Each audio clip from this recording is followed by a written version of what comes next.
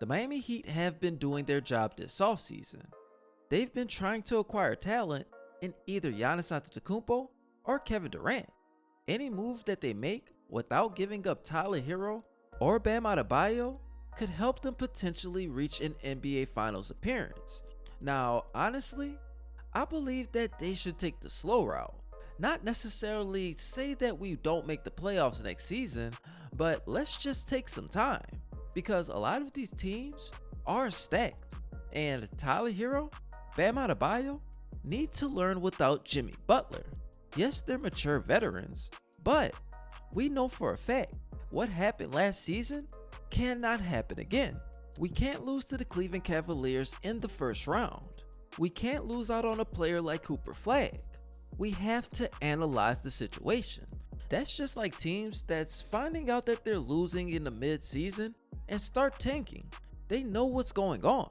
And the Miami Heat knew that without Jimmy Butler this season, weren't going to make a deep playoff push. It just wasn't going to happen. You replaced the best player on your team with Andrew Wiggins and expected the same results from prior seasons. That just doesn't make sense. Yes, Andrew Wiggins does have a ring, but he's not Jimmy Butler. Moving back to what I said before, the Heat have been trying to acquire superstar players. But if we can't do that, then we should go out and trade one of our stars. Either Tyler, Bam, or Andrew Wiggins.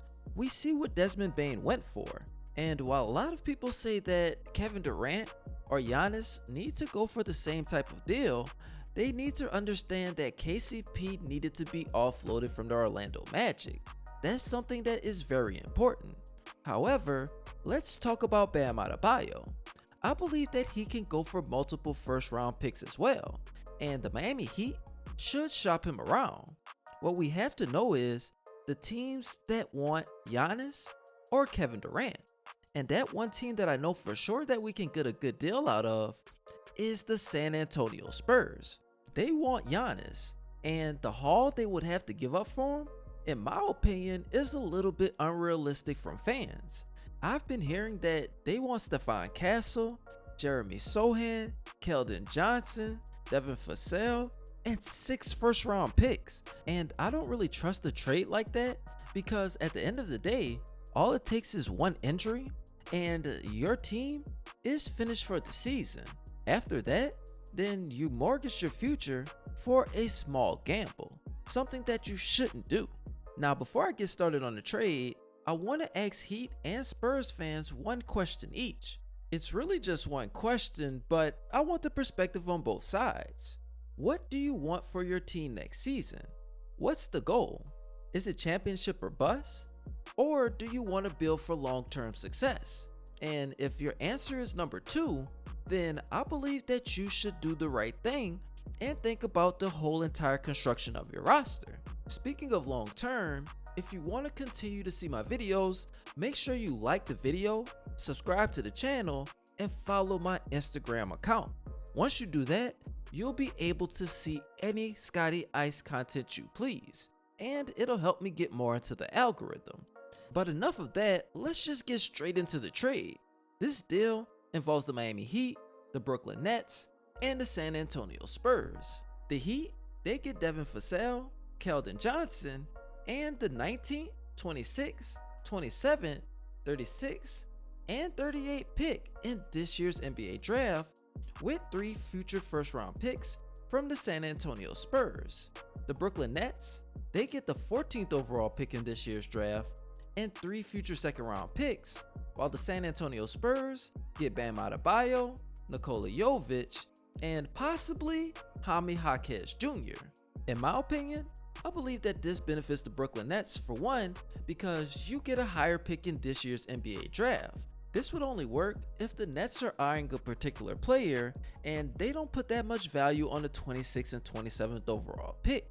As far as the San Antonio Spurs, we know exactly why they would do it, because they don't get Giannis Antetokounmpo or Kevin Durant. And I believe for a fact that Bam Adebayo is actually a great fit for this team. He's been working on his offensive game. He's upped his 3-point percentage, and he is one of the best defenders in the league. Even though he doesn't average 30 points per game, he can still go get you 20. Especially it's better because he is a high IQ player. Him paired with De'Aaron Fox will be exquisite in the pick and roll, especially alongside Victor Wembanyama. You still have Stephon Castle, Harrison Barnes, Jeremy Sohan, and the number 2 overall pick. Then you can't forget about Jaime Jaquez Jr. and Nikola Jovic. You compare those guys together and even go get another star. Nikola Jovic, he is a good offensive player. He just needs to remain healthy. Jaime Jaquez Jr., he will be a Swiss Army knife. He doesn't need the ball every single possession. He can fit into the San Antonio Spurs system.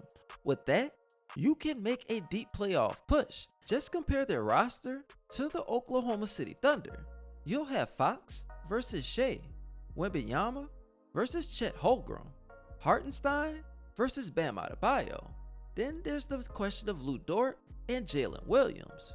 You can have Harrison Barnes, Jeremy Sohan, Stephon Castle. Any one of these picks will be able to put defensive pressure in rotation against these two guys. And focus on the key word at hand, rotation, because that's 3 versus 2. Then there's Jaime Jaquez Jr., Nikola Jovic, and you also can't forget the other guys that's on the roster. They've been learning under Greg Popovich, so you can't deny the fact that they have been developing their talent. That's just something that you can't overlook. But enough of the San Antonio Spurs, let's get into the Miami Heat. They get Devin Vassell and Keldon Johnson while having 6 picks in this year's NBA draft and 3 future first round picks. One noticeably is the Atlanta Hawks pick in 2027, which is unprotected. From my perspective, I believe that this is a great deal because 1, you have Devin Vassell, Keldon Johnson, Tyler Hero, and don't forget about Khalil Ware. Then you still have Andrew Wiggins, Kyle Anderson, Haywood Highsmith, Terry Rozier, and Duncan Robinson. Guys that can be rotational players are paired with some of these first round picks to improve the roster. Either way the cut goes, this team will be loaded. If you decide to keep these picks in this year's draft, then they will all be on the same timeline. And that, my friend, is the recipe for success.